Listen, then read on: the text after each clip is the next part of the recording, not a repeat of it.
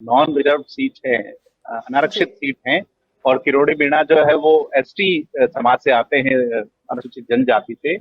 और आशा मीणा यहाँ बीजेपी की प्रत्याशी थी, पिछली बार यहाँ चुनाव जीतने से जो रह गई।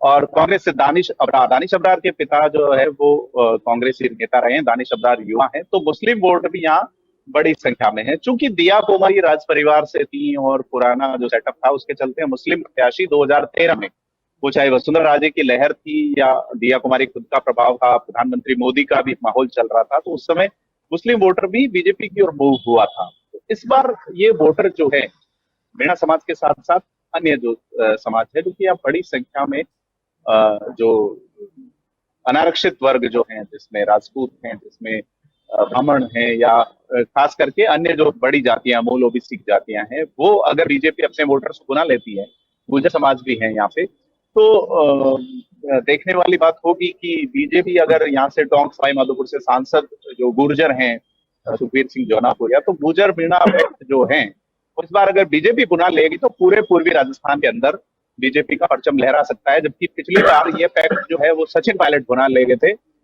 सामान्य की सीटों पे गुर्जर प्रत्याशियों को कांग्रेस ने उतारा था, और करीब 8 प्रत्याशी आज के समय में अनारक्षित सीट से आरक्षित वर्ग के प्रत्याशी विधायक हैं। तो ये प्रयोग बीजेपी ने इस बार मीणा के रूप में किया है इस सीट पे।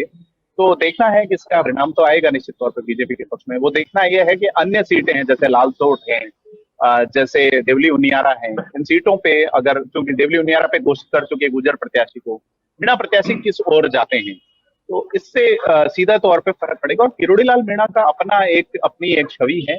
वो बीजेपी के अगेंस्ट लड़े थे, तब भी उन्होंने टक्कर दी थी इसी सीट पे 2013 में। इस बार निश्चित तौर पे वो बीजेपी के साथ है, तो बड़ा लगता है कि किरोड़ी मीणा यहाँ से सीट निकाल सकते हैं। आज की परिस्थिति में देखना है, कांग्रेस अगर दानिश अबरार को ही देती है तो फिर धर्म वाला इश्यू भी यहाँ काम आएगा। बीजेपी जो है नेशनल इश्यू पे उसको भुना सकती है।